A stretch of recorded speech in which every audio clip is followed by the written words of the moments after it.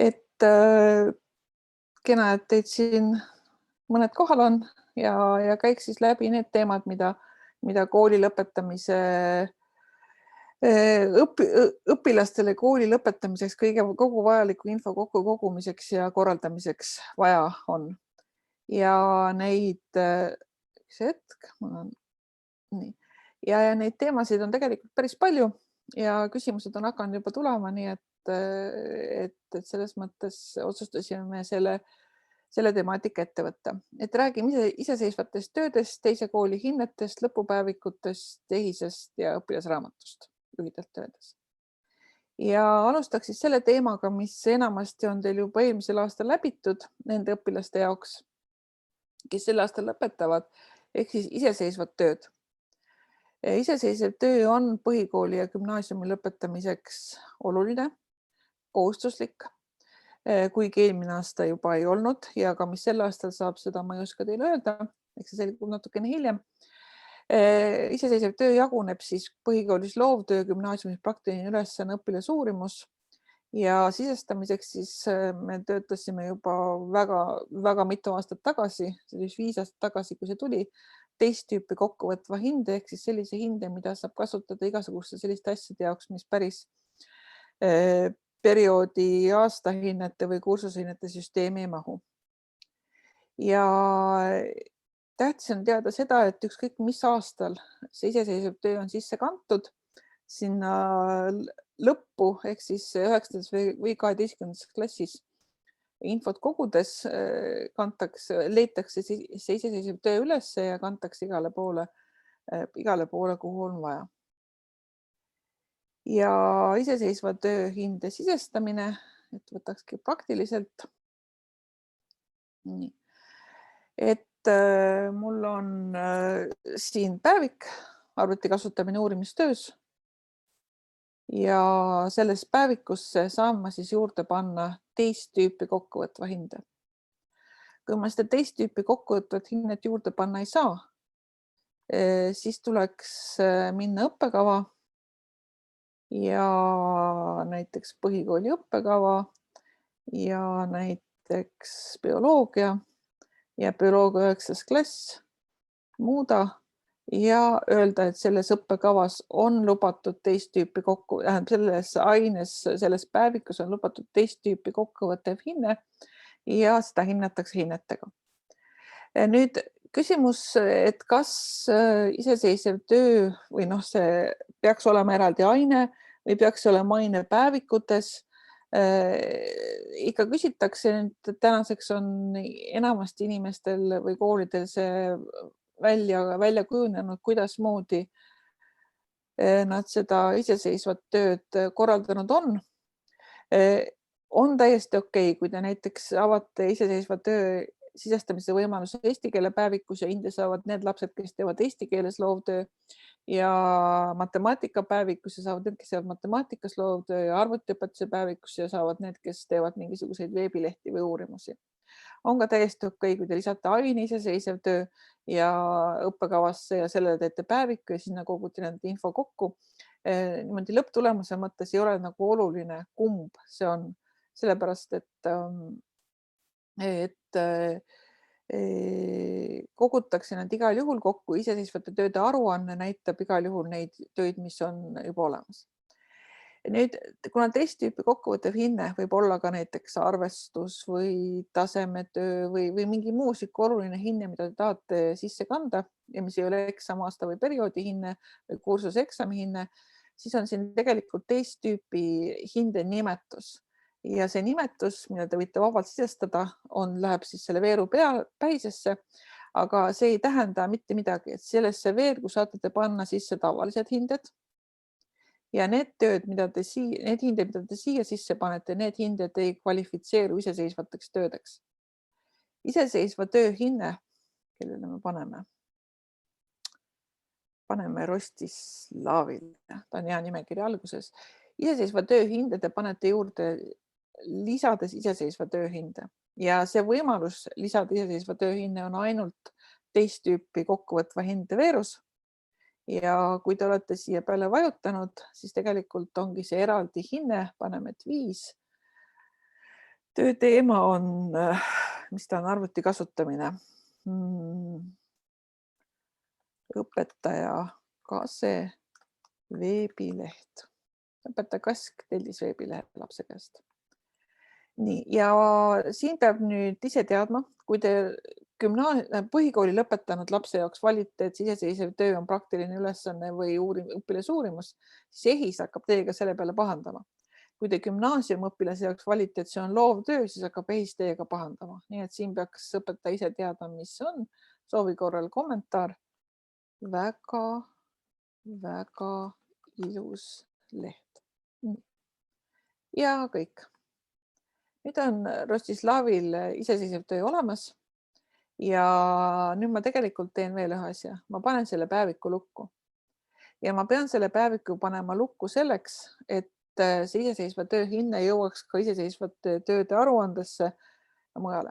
Hetkel ma ei pane veel lukku. Ma lähen aruanded ja tunnistused. Ma võtan tunnistuse. Ma võtan 9. klassi ja Rostislavi ja siin on näha tema iseseisva töö hinne. Tähendab, see kuvatakse tunnistusele erinevalt. See on siis arvutiõpetus on see aine, milles see töö tehti. Loovtöö on selle töö tüüp, tema pealkiri, hinne, mis kuupäeval hinne pandi ja mis kommentaar selle hindele sai. Ja siin ongi nüüd üks asi, kui te teete päeviku loovtöö või lisate aine loovtöö ja päeviku, siis tegelikult saategi siia loovtöö. Või siis, kui te lisate, siis on mõistlikum selle aine nimetuseks panna juba iseseisev töö. Kas või ütleb iseseisev töö, loovtöö. Või iseseisev, panete päeviku nimetuseks on iseseisev loovtöö. Aga muidu on nii, et eesti keele loovtöö, matemaatika loovtöö, bioloogia loovtöö, arvutiõpetus loovtöö, et sellega, kui on ainepäevikud, läheb kõik kenasti õigesti paika. Ja samamoodi tegelikult Rostislav saab selle loovtöö koheselt ka omal õpilasraamatusse. 9. klass, Rostislav, avaõpilasraamat, näita hindeid ja siin on see loovtöö koheselt olemas. On näha tegelikult, et 2015 on Rostislav teinud veel õpilasuurimuse keskaja kohta. Aga see on igatahes tema õpetaja kase veebileht siin olemas. Nii et selle jaoks ei ole vaja päevikut lukku panna. Aga kui ma nüüd võtan aruanded, EHIS ja iseseisvad tööd ja 9. klass, siis siin, vabandust, siia ta tuli ka. Et siin on siis teha need iseseisvad tööd, mis üle aastate tehtud on. Aga kindlasti ei tule see iseseisev töö mitte EHIS-e aruandesse, et selleks peaks õpetaja ta panema lukku. Nii. Lukusta päevik näiteks.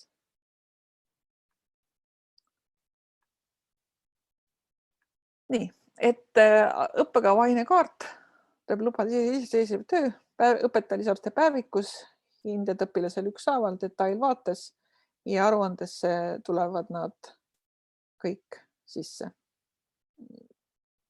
Lukustamise koha pean üle vaatama. Nüüd me vaatame pärast veel hinnet ekspordifaili, aga lihtsalt selleks, et te saaksite, kui on mingisugune probleem iseseisvate töödega, et te teaksite, kuidas seda parandada. Et see on küll siin pilt, eks ole, iga üksik hinne on sellesse EHIS-e eksporti pandud õppeaine plokina. Iseseisva töö aine tüüp on I ja klassifikaatori aine on siis see aine, millest me pärastpoole räägime EHIS-e klassifikaatori järgi. Ja siin tuleb siis täpsustus, praktiline uurimus, loov, töö pealkiri ja peab siis teadma, et praktilise ülesande ja uurimuse kohta võtab EHIS kaasa ka hinde. Ehk siis siin on see küll hinne, eks ole, näha mõlemas plokis. Aga põhikooli loovtööle EHIS hinnet kaasa ei võta. Nii et põhikoolis läheb lõputunnistusele ainult loovtöö ja tööteema. Ja see aine, milles see aine 17 852 ehk siis see iseseisvate tööde aine. Nii et niimoodi te leiate iseseisvad tööd üles, kui näiteks mõnel lapsel on kusagil, ma ei tea, pealkirjas mingi viga sees või tahate seda kuidagi täpsustada, siis on see selles EIS-e ekspordifailis võimalik.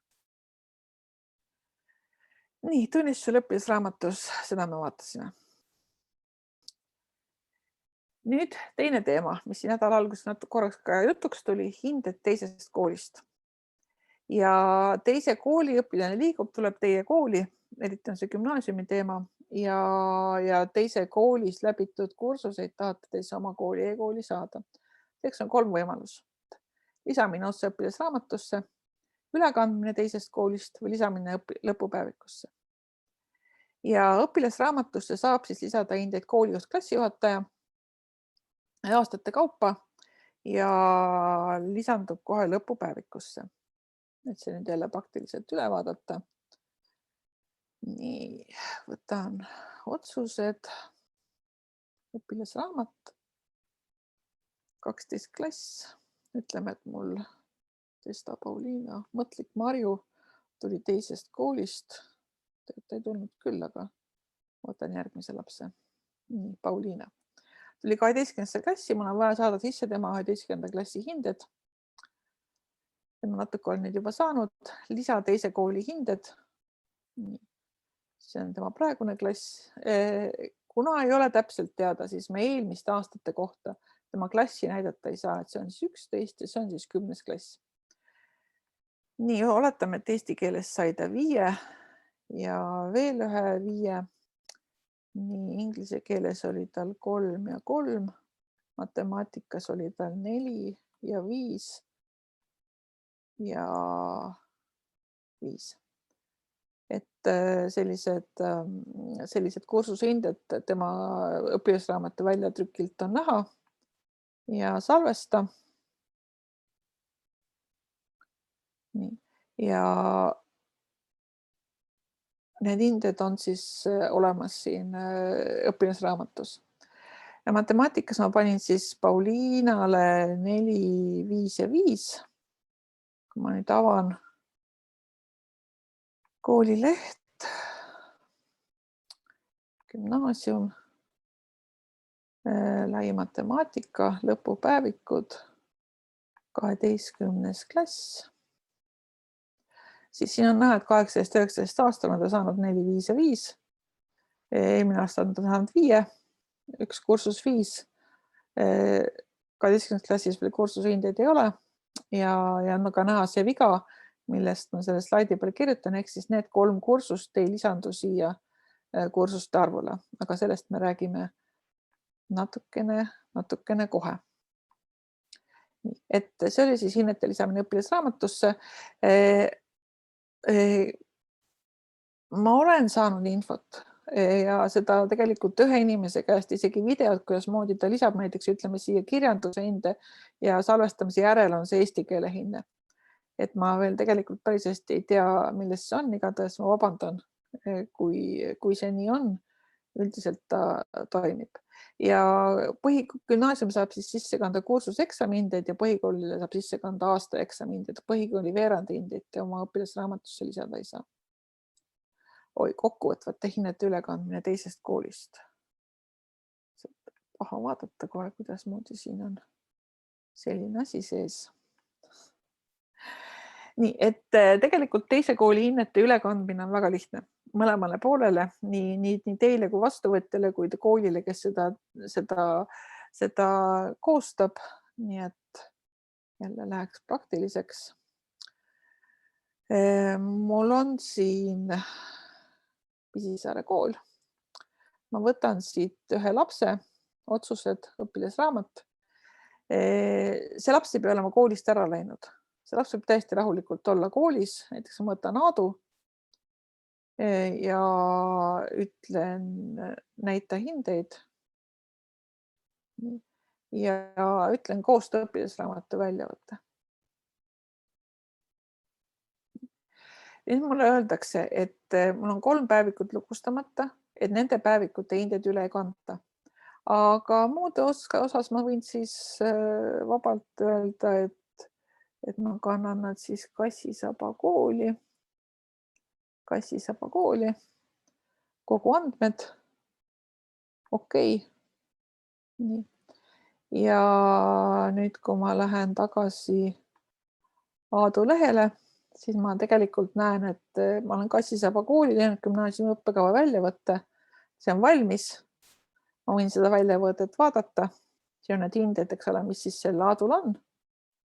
Ja ma võin selle väljavõtte saata. Ma olen kindel. Jah, ta saadab teise kooli. Kui ma lähen Kassisaba kooli, siis mul on üks uus taotlus. Nii, Aadu Aadustoo. Isegi mitu uut taotlust ja ma saan teada, et vastavus puudub ja hinnete vastuvõtmine ei ole võimalik, eks ole.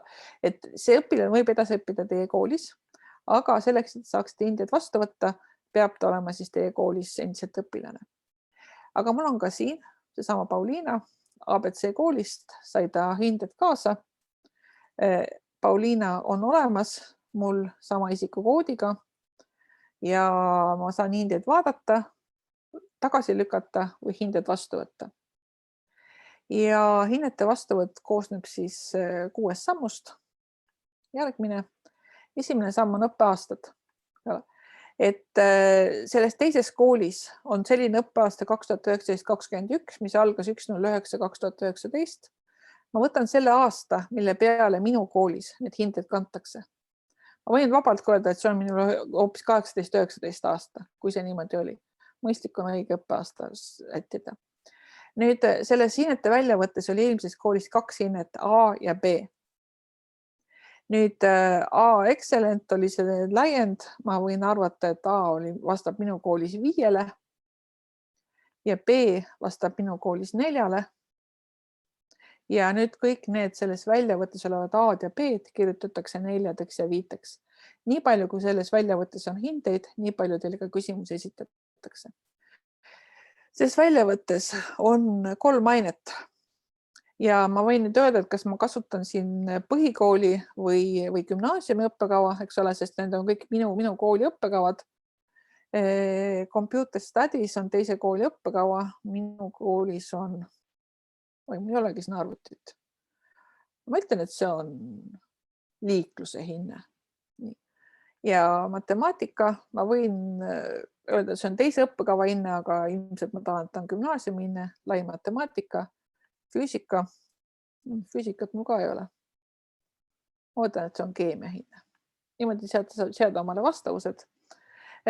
Kui te nüüd vastavust ei sea, siis ta läheb mitte, teile ei tule mitte õppekavasse juurde seda füüsikat, aga teil see hinne läheb sinna selle õpilasraamatusse õppekavaga sidumata hinnete alla. Ma mäletangi ta praegu niimoodi. Salvestada liigu järgmisele sammule. Nüüd on mul võimalik tegelikult nende 4 hinde iga puhul öelda, et ma seda hinnet ei taha. See hinne jätaks üle viimata. Ja ma võin näiteks öelda, et see liiklus, et see ainekaart on see või teine, ei ole vaja määrata, aga võib määrata. Ma näen nüüd siin tegelikult, et excellent hinde alumine piir on 93. Ma näiteks otsustan, et oi, see on mul hoopis midagi muud. Et ma ütlen, et see on hoopis väga hea. Ja vastavad, et siin te tegelikult näete igat hinnet eraldi, saate teha siin vastava valiku ja peale ülekandmist. Ülekantud on 4 sulge ja kui ma nüüd võtan otsused ja õpilasraamat ja 12 ja Pauliina testa, näita hindeid. Nii. Siis on mul tulnud siia juurde üks õppekava seoseta hinne, füüsika. Ma tegelikult vaatasin nüüd üle, need hinded on siin juures, liiklusõpetuse hinne on tulnud juurde. Matemaatikasse on üks hinne tulnud juurde 5. Et ma vaatasin, et tegelikult on niimoodi, et ta ikkagi on selle teatava ainekursusega seotud, nii et ma võin selle võtta lahti ja öelda edit ja et tegelikult on see õppeaine ja näiteks gümnaasium ja tegelikult on hoopis see õppeaine ja tegelikult on hoopis see ainekursus. Et nii nagu mul vaja just on. Nii, ja ma panin liiklusõpetusse hinde juurde. Ja kui ma nüüd lähen lõpupäevikusse, gümnaasium, liiklus, lõpupäevik 12. Nii, Testa Pauliinal on olemas hinne 5, seal oli liikluses 2 hinnet, et oli eksam ja oli kursuse hinne, need on mõlemad siin lõpupäevikus olemas. Ja samamoodi see kursus on tegelikult siin EHIS-e ja see kursuste arvus loetud. Nii et sellised maalt üle toodud hinded kajastuvad lõpupäeviku kursuste arvus kenasti. Et päris palju kasutatakse ja päris kenasti toimib. See on nüüd väike klikkimine. Hinde lisada oma aines, siis õpetaja läheb nii, mine nüüd üles tagasi. Nii, õpetaja läheb näiteks, ma lähen ajaloo lõpupäevikusse, oletame, et küsimus on ajaloo hindes 12. Nii, need on minu hinded. Pauliinal ei ole ühtegi hinnet, seepärast, et ta on uus õpilane mul koolis, ma ütlen lisa. Ma ei saa muuta õppekava ja ainet, sest selle aine lõpupäevik see on. Ütleme näiteks Eesti ajalugu esimene, et see oli tegelikult tal 10. klassi hinne ja hinne on 5. Ma võin lisada siia kommentaari saadud Kükametsa koolist, kui ma tahan. Ma võin öelda, mis kuupäeval see hinne oli sisse kantud.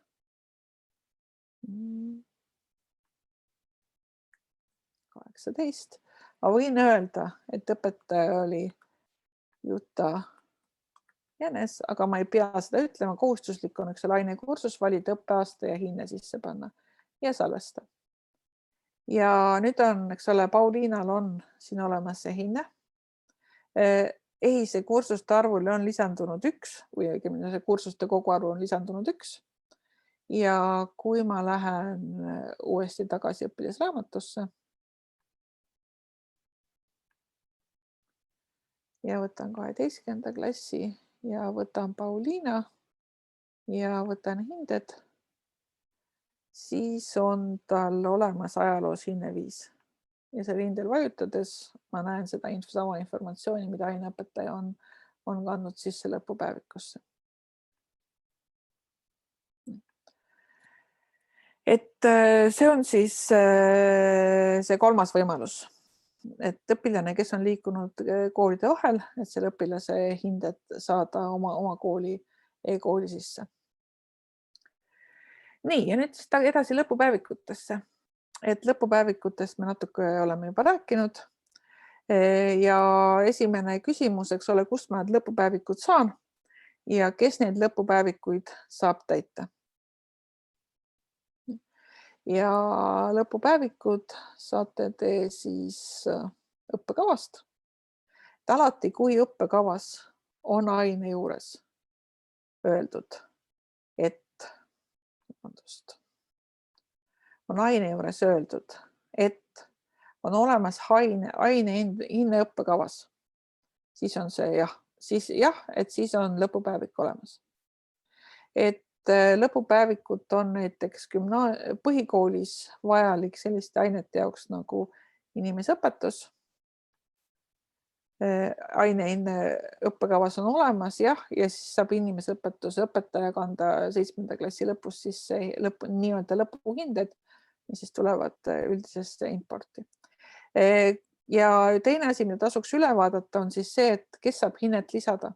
Ütleme, et Oskar on küll tubli õpetaja, aga praegult ei õpeta seda. Ma ütlen, et nüüd mina olen siin see teine õpetaja, kellel on õigus lõpuhinnet lisada. Ja nüüd seda, kas need päevikud ja lisaajad on korras, te näete tegelikult kõige paremini aruannetelt. Õppekava, kooli õppekavad, gümnaasiumi õppekava näiteks. Ja siin on siis kas segaduse vähendamiseks võimalik öelda, vaata näita ainult aineid. Aine, mis on seotud riikliku õppekava aine, sellest me ka kohe räägime. Kas lõpuhinne on olemas?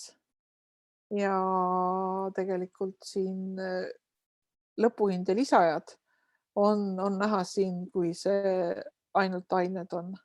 Tähendab, et kui ainekursused on ka avatud. Ma pean sellega üle vaatama. Et siit siis näeb ka seda, et kellel on õigus lõpuhinnet lisada, saab üle kontrollida, et siin on kindlasti aasta jooksul tekkinud mingisuguseid muudatusi. Ja sama siis kirjanduses.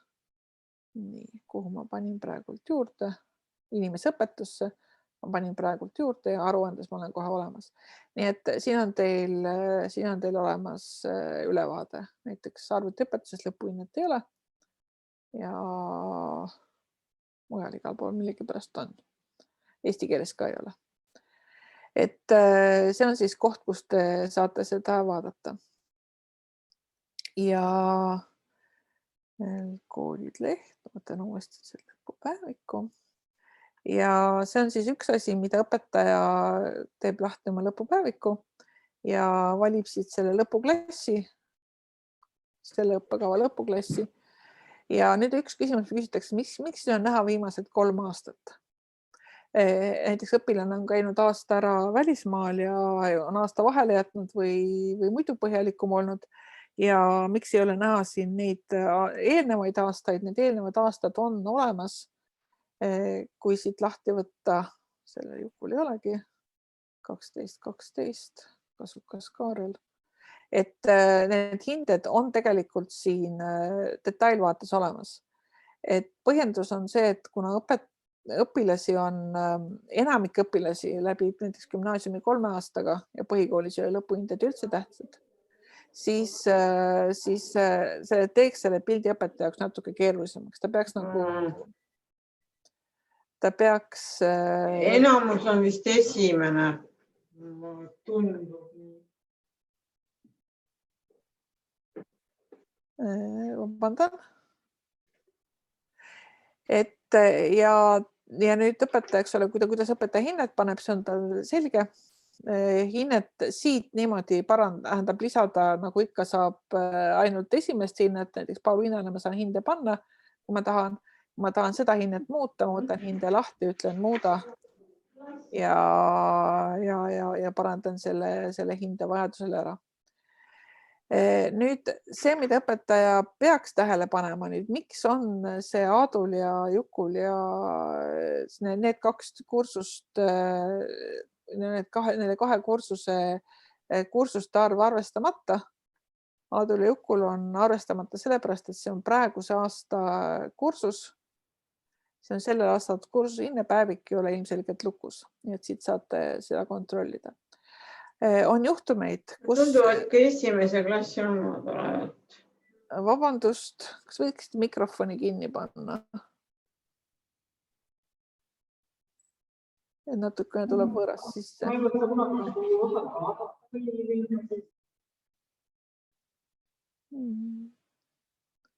Kust ta tuleb.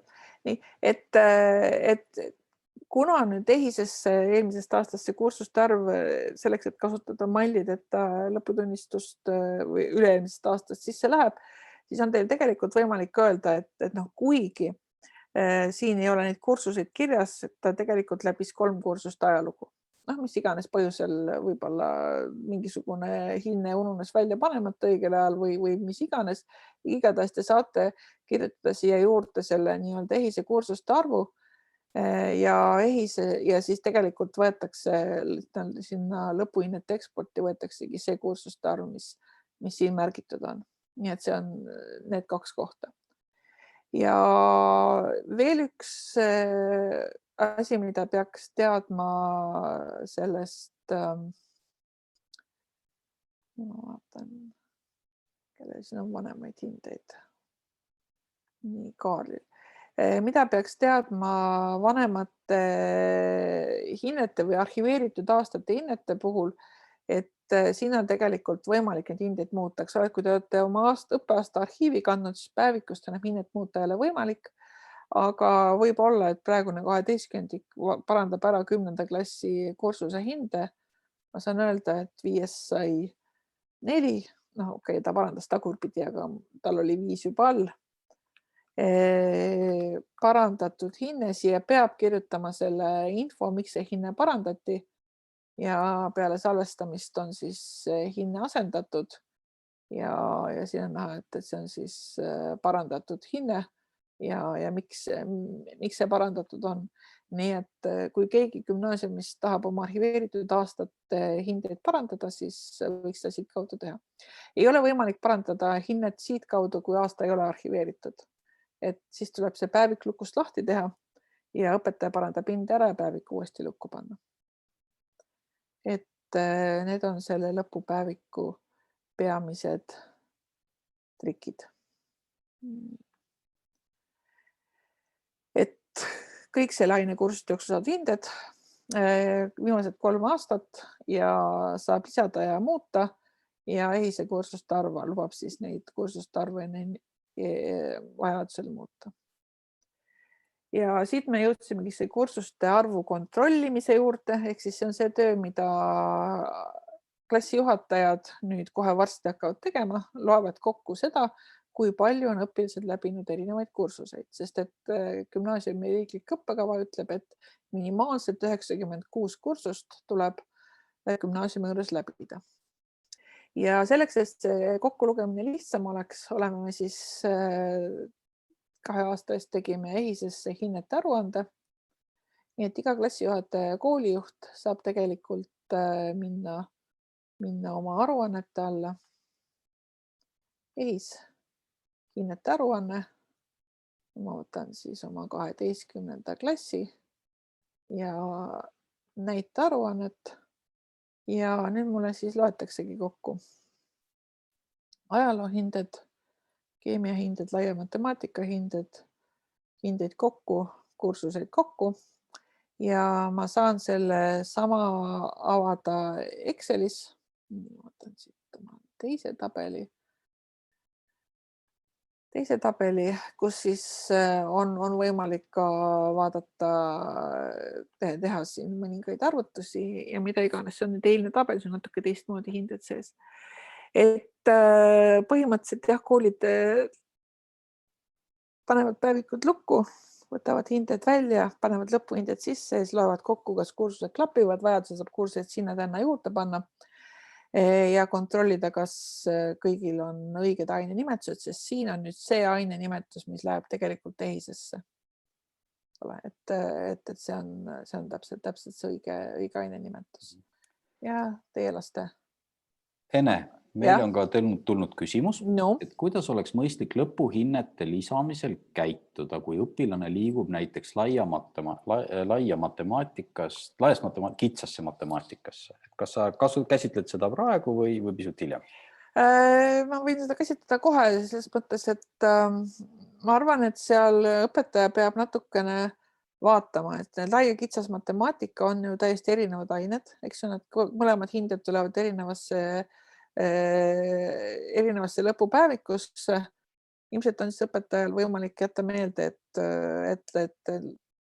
kõik, ma lähen siit kohe, et mul on, ütleme, mul ei ole siin küll kitsast matemaatikat, mul on väga lai seesamune väga laiad õpilased, et ma tean näiteks, et 12, ütleme näiteks Aadu või 10. klassis oli laias matemaatikas, kuigi see on mul praegu lai, ja sai seal 3 5, siis otsustas minna kitsasse, et ma võin võtta arvesse, et ta tegelikult oli läbinisti 5 ja siis ma tegelikult võin öelda, et 3 + 3 on 6, et ta on tegelikult läbinud kokku 6 kursust matemaatikat, eks ole, sest et mul on vaja sinna kitsa matemaatika reale EHIS-esse saada kirja 6. Et need kursuste arv kokku tuleks. ja noh, kui siin on mul 6, siis see 6 tuleb tegelikult, see oli Aadu, eks ju. Et see 6 tuleb mul tegelikult ka siia hinnete aruanne 12 näita. Nii matemaatikas on, eks ole, Aadul on 6 ja info läheb õige, nii et siin peab õpetaja natukene vahepeal kas paberi peal üles kirjutama need hinded või vaatama teisest päevikust, mis hinded on ja otsustama, mis see lõpuhinne võiks nagu tulla. Nii. Okei, kursuste arv, Excel. Nii. Ja kus siis seda ülevaadet saab, eks ole, üks on siis Excelis, ma tõmban nad ja arvutan seal, jagan õpetajatel laiali, uurin, trükin tabeli välja, kirjutan, tõmban punaseks need kohad, kuhu lisainfot on vaja. Et tegelikult see hinnete aruanne on päris hea selleks, et saada nagu see töövahend, et kõik hinded õiges kohas oleksid. Nii et tänan Siim Luhat ja 21. kooli, kes selle sellisena meile ette pani. Nüüd mul on olemas tegelikult õpilase õpimapi aruanne. Siia kokkuvõtvad hinded, õpilase õpimapp, 12. klass. Nii. Et ma näen siin kursuste kaupa kõike, mida inimene on nagu õppinud ja siis ja need on siis, kus ta on siis lõpuhinded saanud ja kus on ta siis muidu õppinud. Ma näen ka neid, mis millegipärast ei ole mul õppekavasse paigutatud. Et 19-20 aasta matemaatika on ilmselt mingi vale seosega, et siit saab vaadata, kas õpilasel on kõik olemas. Ja kui ma võtan kogu õppekava, siis ma tegelikult näen ka selle, mis õpilasel nagu puudu on õppekava järgi. See on see võimalus seda vaadata. Ja loomulikult saan ma ülevaate sellest, kuidas ühel või teisel õpilasel hinnetega lood on. Õpilasraamatust, 12. klass. Ma võtan Aadu, näita hindeid. Aadu hinded, et mis siis peab muidugi teadma, kui palju kursusi neil ühel või teisel aastal pidid saama ja kuidas nendega on. Nii et siit on klassijuhatajatel võimalik hoida silma peal ja sättida või kontrollida, et nende laste kõik hinded saaksid EHIS-esse, sellepärast, et see on väga kurb, kui mingi hinne lõputunnistuselt või kooliastme tunnistuselt puudu on ja selle läbi tekib teatav segadus. Ja siit me jõuamegi siis selle järgmise punktini ehk miks me seda kõike teeme. Me teeme seda suuresti selleks, et me saaksime väikse vaevaga ja lihtsalt õpilastele EHIS-est tunnistused välja trükkida. Õigemini me peame need hinded sinna saama ja kuidas need hinded võimalikult lihtsalt saada. Esimene samm on siis õppekava ja õppeaine kontroll.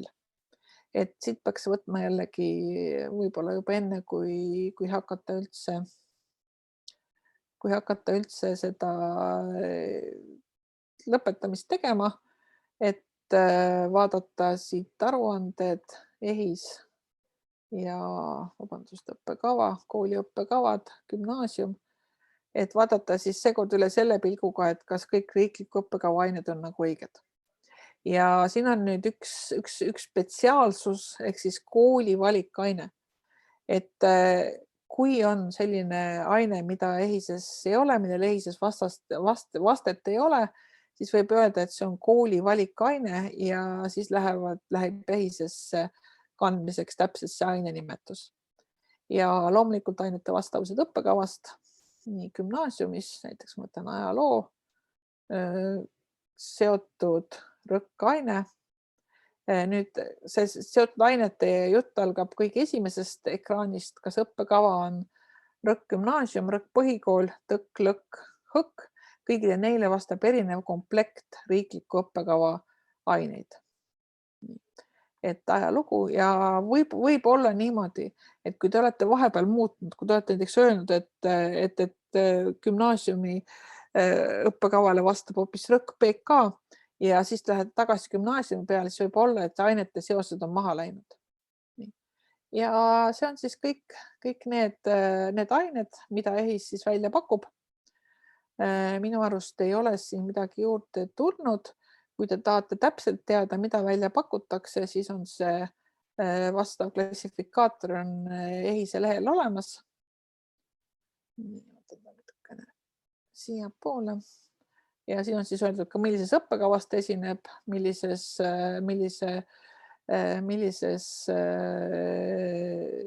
tasemel. Ja siin on siis esmalt need ained iseenesest.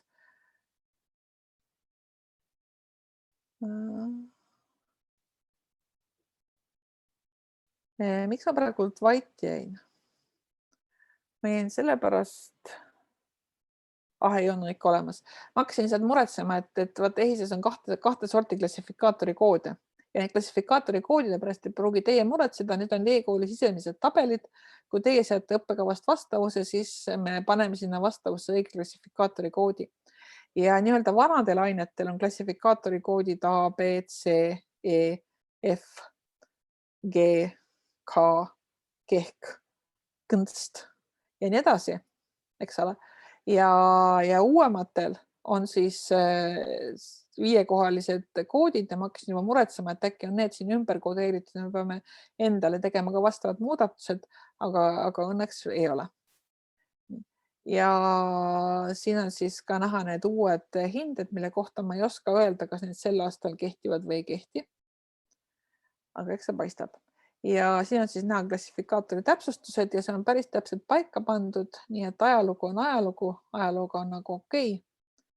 Aga kui ma nüüd võtan näiteks siit gümnaasiumi õppekava ja English ja ütlen, et see on siis B1 keeleoskustaseme kursus, mul pole ka B1 ja tase 2, see on need B1 valikud on siin. Kui mul on B2, siis nende valikud on siin ja B3 ei ole. Ja see tähendab seda, et osadel ainetel te peate tegema lisavaliku. Ja näiteks on see sama ka psühholoogia.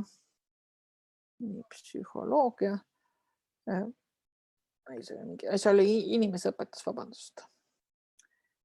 Inimeseõpetus, kus on lisavalik siis perekonnaõpetuse psühholoogia. Nii et need lisavalikud tuleks nendele ainetele ka teha. Ja teil saab olla üks aine, tähendab EHIS-es saab minna lõpu või kooliastme hinne üks kord B1 keeletaseme kursuse kohta ja üks kord B2 keeleoskustaseme kursuse kohta. Ja kui nüüd neid kumbagi teil ei ole, võtan näiteks liiklus, et kui see aine, mida teie õpetate, ei ole valikus olemas, siis on teil alati olemas selline valik nagu kooli valikaine.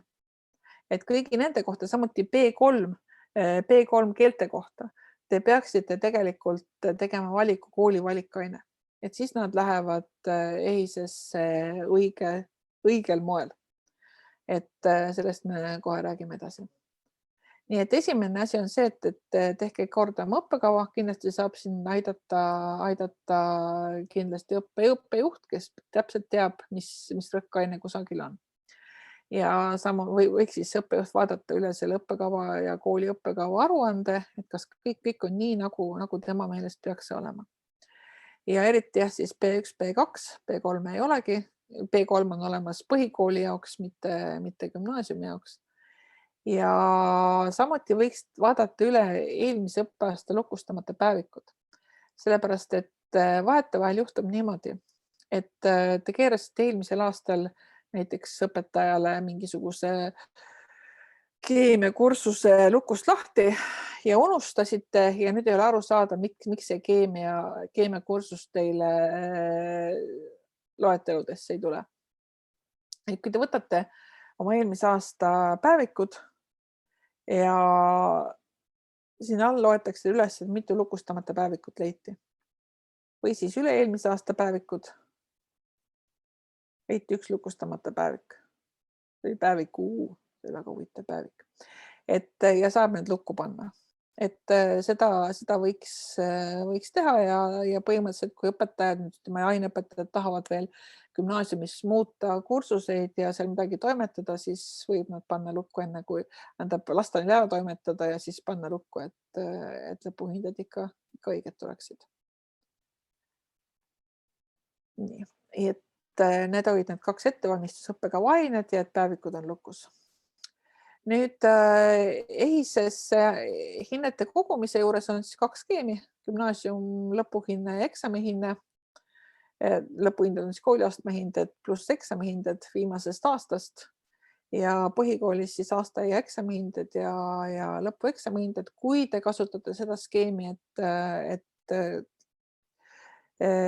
loodusõpetuse ja inimeseõpetuse õpetajad panevad 7. klassis lõppenud ainete kohta lõpuhinded, et need jõuaksid EHIS-esse. Jällegi sain korduva ettepaneku, et miks ei võiks põhikoolis otsida ka lõpuhinded kohe juurde eksamihinnetele. Et ma ei julge seda küll selleks aastaks päriselt lubada. Nii. Ja jah, et õpetajad siis lisavad kursuhinded, lukustavad päevikud, vaadatakse siis aruanded üle, iseseisvad tööd. Viimased saab seal kirja panna, kelle eelmisel aastal oli kaitsmata või on sama päeviku lukustamise koht on siin. Kooliastme hinded, klassijuhatajad hoiavad pilku peal ja kui andmed on korras, siis me saame asuda EHIS-esse XML-e koostama. Ja EHIS-e XML-ide koostamine iseenesest ei ole üldsegi mitte keeruline. Administraator, hinnet eksport EHIS-es ja uue aruande koostamine. Ma saan siis valida näiteks kooliastme eksamihinded 12. klass, kui teil on siin, minul on see selline kool, kus ainult ilma paralleelita on või osa on paralleeliga ka.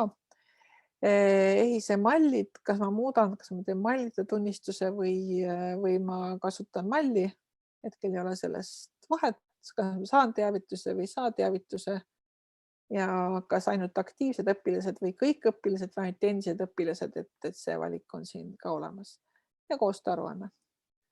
Ja aruanne koostub suhteliselt kiiresti, see fail on olemas, ma saan ta lahti võtta. Ja täpselt sama siis põhikooli kohta, 9. klass. Ma valin aasta eksamihinded, aktiivsed õpilased, ei muuda malli, koostearuanne ja peale klikki on see aruanne olemas. Nii, et nüüd mul on siin 2 natuke lühemat aruannet valmis tehtud. Ma võtan korraks veel selle ka. Nii. Et põhimõtteliselt on XML fail päris lihtsasti loetav. Iga õppeaine algab siis ainetüübiga. Ainetüüp on siis kas kohustuslik aine või valikaine. Ja samuti on siis aine kood, mida ma näitasin, kas on siis mingi tähtedega vanade ainete jaoks või siis koodiga. Ja kui nüüd see rõkkaine oli kooli valikaine, siis kirjutatakse teile siia sisse aine nimetus. Ja see nüüd on EHIS-esse ülekandmisel päris oluline, sellepärast, et teil peaks olema täpselt sama nimetusega valikkursus ka EHIS-esse ära defineeritud. Me kohe jõuame sinna. Nii, hinne, mis on ja kui palju on kursuste arv ja kursuste arvu loomulikult põhikoolis ei ole, põhikoolis on ainult hinne. Ja niimoodi neid saabki ja kui on täpsustus, siis nagu siin inglise keeles on, siin oranžis plokis ongi siis täpsustus N kael. Ja näeb see siis välja sellisena, meil on üks õpilane, ühe õpilase hinded on siin kuni siiani välja, siis algab teine õppur algab isikukoodiga, isikukoodi äratundmine on suhteliselt tähtis ja siin on siis uurimistööd ja ained ja kõik muud asjad, mis siin vaja on. Nüüd ma loodan, et mind ei ole vahepeal EHIS-est välja visatud. Tundub, et ei ole. Nii, okei, vali. Nüüd mis täpselt EHIS-es hakkab toimuma, seda ma teile öelda ei oska, seepärast, et nagu siis tavalehelt on näha, eelmine aasta 25. mai on siis antud need juhised, kuidas moodi lõputunnistusi eriolukorras välja antakse. Kas sel aastal läheb kõik täpselt samamoodi või on erinev, sellest seda me kuuleme. Ja põhimõtteliselt esimene samm on siis see, eks ole, et te loete sisse uued lõpetajad, saate lõpetajate nimekirjad, vaatate üle oma mallid. Malli on teil kindlasti ka teil kogunenud aastate jooksul päris palju, nii nagu selles testkoolis. Ja siis jällegi muudkui võtate väljund, laadimine, valite faili. Ma võtan näiteks eksamihinnete, lõpuhinnete näide, ette valmistatud, open, avada ja laadi ülesse. Ja nüüd kõige esimene tulemus teil kindlasti ongi selline. Ehk siis te saate punaseid veateateid ja kuni te saate punaseid veateateid, senikaua ei laeta üles mitte ühtegi bitti sellest failist, mida te andsite. Ja mis on siis tavalised?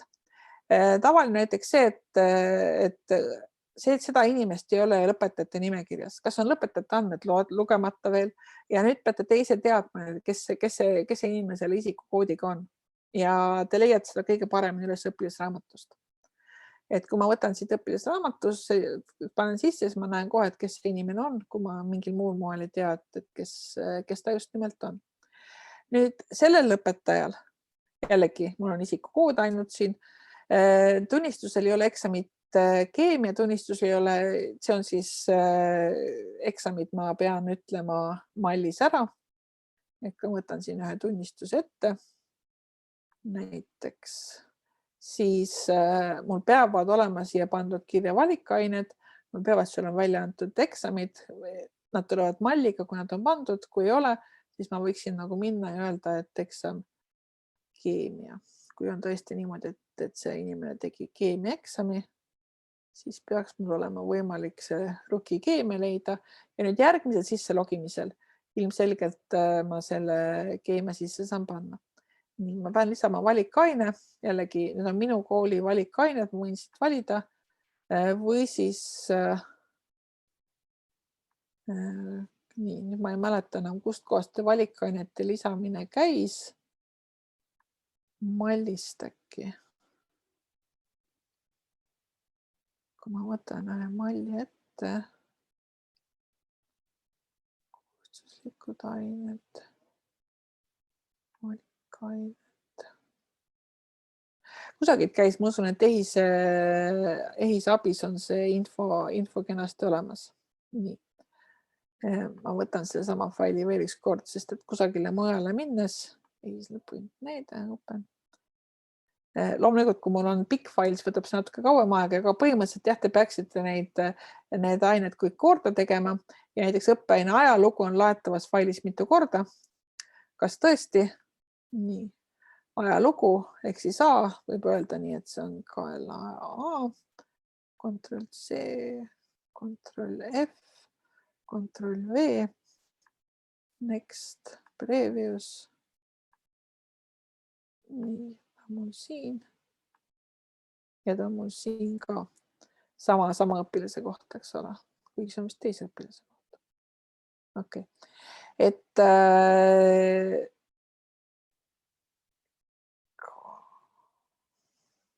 ongi 2 korda. Ma ütlen, et üks neist on eksam. Et niimoodi te tegelikult saate infot, kuigi see on väga tüütu, aga saate teada, mis siis EHIS-ele just nimelt selle konkreetsele juhul ei meeldi. Ja täpselt sama on siis ka selle teise eksamiga.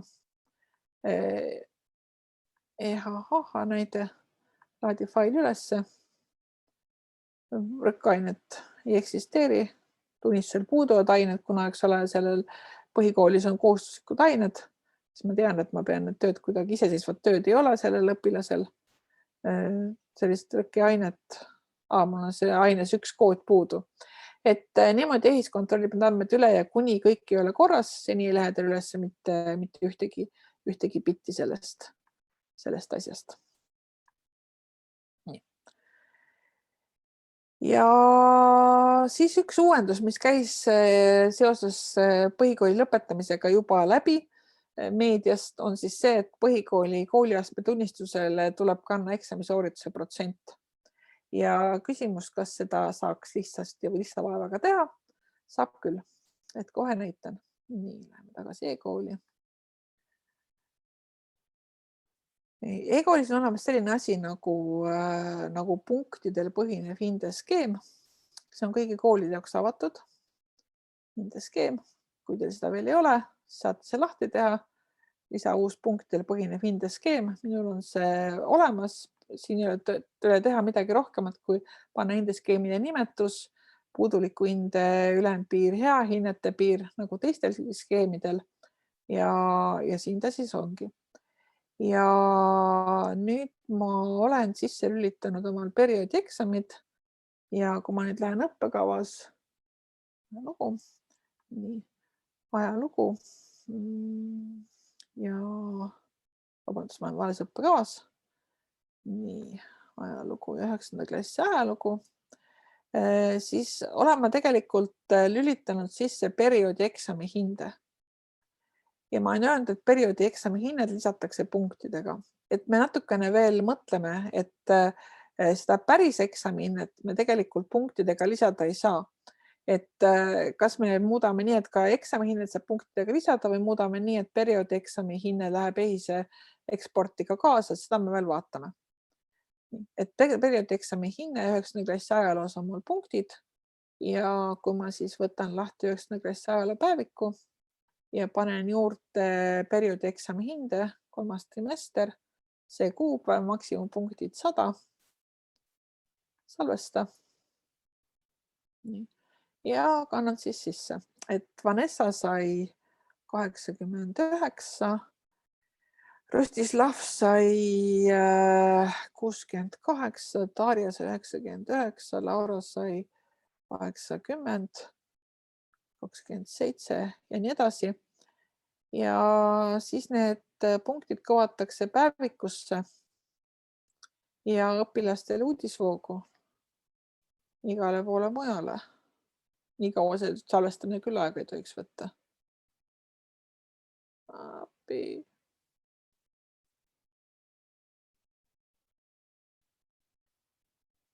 No jah. Et nüüd ma olen ühes hädas, aga põhimõtteliselt niimoodi see käib. Et kui nüüd tuleb välja, et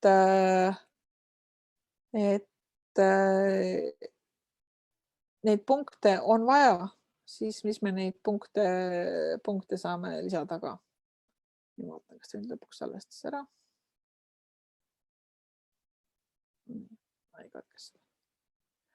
Et on ilmselt mingisugune 99. Ma arvan, et asi on selles, et ma tegin ühe muudatuse. Et ma tegin ühe muudatuse ja ma kontrollin üle, et see muudatus ei segaks mitte. Nii et jah, see on võimalik, et punktidega hindamine. Aga mis veebinas oleks, kui midagi natukene untsu ei lähe. Nii, ja viimane teema õpilasraamat. Õpilasraamat täitub automaatselt, et ei pea õpilasraamatu täitmiseks tegema mitte ühtegi lisaliigutust. Õpilasraamat lihtsalt tuleb ja on alati olemas ja siis, kui õpilased asuvad kooli lõpetama, siis on mõistlik võtta ette kõik hinded on sees, kõik riigieksami punktid on sees, kõik eksamid on sees, kõik on täiesti korras ja siis on mõistlik võtta see õpilasraamat. Ma võtan see sama Pauliina ja öelda siin kohe prindi või võtta lahti hinded, vaadata, et mul on olemas õppenõukogu otsused ja kõik muu, mis siia juurde käib ja öelda prindi, mille järgi ma saan siis täiesti selle normaalse kujundusega õpilasraamatu, kuhu ma saan siis võtta allkirjad, trükkida ja panna ta seifi ja panna siia kas või pitsati alla, kui ma olen otsustanud, ma seda pitsatit tahan. Nii et õpilasraamat siis lõpetab õpilasega toimetamise teil koolis. Nüüd kindlasti tuleb siin uuendusi, kindlasti tuleb siin igasuguseid küsimusi, aga ma loodan, et mõned väga tihti tekkinud küsimused said lahendatud ja teil on ehk natukene lihtsam selleks pingeliseks perioodiks valmistuda ja seda eriti distantsilt. Siin on veel paar küsimust enne, kui me lõpetame. Sa saad ise võtta lahti või ma loen sulle ette, kuidas me teeme? No loe ette. Õpilane on läinud gümnaasiumist. See meil oli. Kas klassijuhataja saaks... Vabandust, siin oli veel täiendav küsimus oli selle sama juurde, et õpilane on läinud gümnaasiumis laiast matemaatikast kitsasse matemaatikasse. Lõpuhinna on lisatud kitsasse matemaatikasse. Siis vist XML näitas mõlemat õppeainet. Ainuke lahendus XML-ist laia matemaatika sektsioon kustutada või on lihtsamaid mooduseid? Võin üle kontrollima, et kui tal on kursuseid, ta peaks võtma need lõpuhinded ju, et lõpuhinde on ühes. Ma pean selle üle kontrollima. Küsimus oli siis Siretilt ja Vellalt on küsimus, kas klassijuhataja saaks terve klassi õpilaste õpilasraamatud korraga välja printida? Ei saa. Et ta tegelikult põhimõtteliselt saab niimoodi, et niimoodi prindi, siit prindi, siit prindi. Aga mitte teisiti, jah? Aga mitte teisiti, jah. See on nii ühekordne tegevus, et... Nii, kas on veel tulnud küsimusi, et võib julgelt ka siis mikrofoni sisse lülitada ja otse küsida?